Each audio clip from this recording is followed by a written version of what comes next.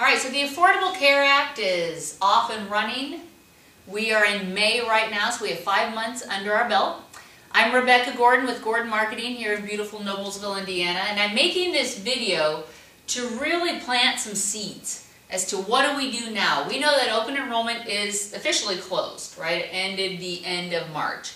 So now, what do we do with those clients when they call in May or June or July and say, all right, I need health coverage, or I didn't do what they said, but I need it now.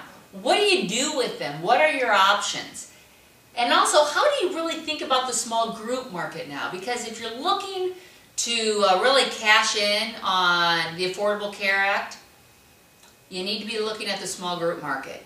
But that video will be probably video number 3 when we talk about the small group market and how to get in.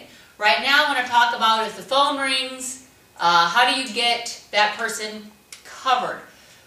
When it rings and somebody calls, your first question typically for a client who would be in open enrollment, you would ask about income, right? Because you'd probably be wanting to put them into a subsidy. But if you're outside of open enrollment and the phone rings, you need to think about who that person is that's calling. And it's probably somebody who makes some money, makes too much to get a subsidy, but doesn't make enough to really want to stomach the ACA premiums, all right? So, for example, I had a 63-year-old call today, and she received a renewal letter from her carrier. Her plan had metallicized. It had become a bronze plan. Her new premium is $800 a month. She's healthy. She does not want to spend $800 a month. What's her option? I'm going to recommend 2 types of plans that you can sell a customer between now and the next open enrollment. And that's the first thing that you got to have up here. How many months until the next open enrollment? More importantly, the next first effective date. So our next big effective date will be January 1, 2015. This is our next golden date.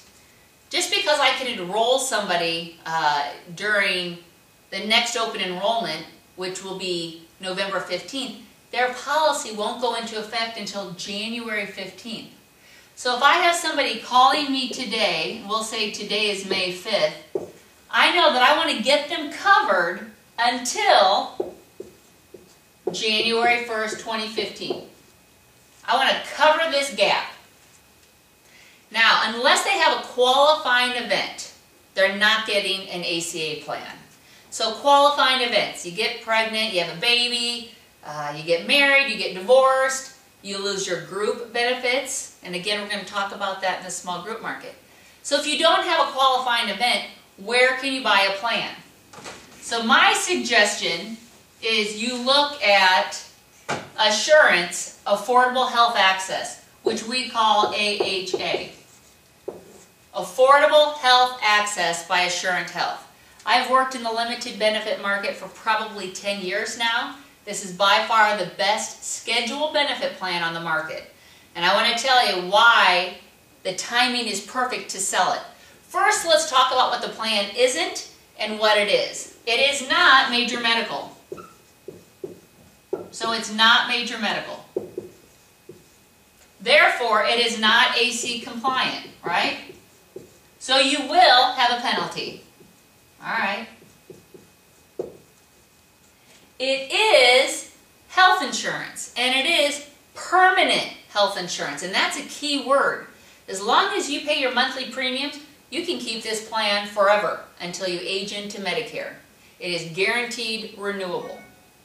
This plan does not have a deductible. So, if you buy an ACA bronze plan, your deductible could be $4,000, it could be $5,000, it could be $6,000. And a lot of people don't look at as a high deductible as having any type of insurance. Statistically, most Americans don't have an extra $6,000 in their checking account to cover that new ACA max out of pocket, which is $6,000 for an individual or $12,000 for a family. So this plan, we have no deductible. We have no coinsurance. What you do get is immediate benefits. So again, think about the person who's calling today outside of open enrollment. They're an earner. They're not going to be a high earner, chances are. They're not going to be a high earner. If they're a really high earner, they probably bought an ACA plan because they don't want to mess with it. They've got the money, they just want to move on. But these folks make too much to qualify for a subsidy, but they don't make enough to stomach the big premiums. These people need to be healthy. Remember, this is not an ACA plan, so it is not guaranteed issue. There will be 3 health questions, and it's weeding out the high-end medical expenses like diabetes, cancer, stroke, heart attack. But it's accept, reject underwriting. If you get in, you can answer no to the questions, you're issued. So why do I like it so much? I like it because I can buy it today and I can take it all the way to next January. And we'll go over the benefits in a second. Let's say that my client, God forbid, has a heart attack in October. Well, the policy's going to pay. It's going to give immediate benefits. Surgeries will pay out, hospitalization will pay out, drugs will pay out. But come next January when I meet with them, I might say, look, you now have heart issues. You may need more care on a consistent basis. You're going to be better off with a major medical plan. We're in our open enrollment. Let's jump in the ACA pool. I'm in. Let's say next January we review their policy and then they still are in great shape. Why spend the extra money for an ACA plan when you could get this plan at a fraction of the cost? You see, we have a safety net, and our safety net is at the end of each year we do a policy review. If my clients are healthy, I would recommend keep the plan. If something happened and now they're really utilizing their insurance, jump on the ACA. I want you to come back to video 2 on what is health access. I'm going to break down more of the benefits. We're going to look at the application, how to get it enrolled, and how we use it with our clients. Find me on YouTube. This is Rebecca. Talk to you in a minute.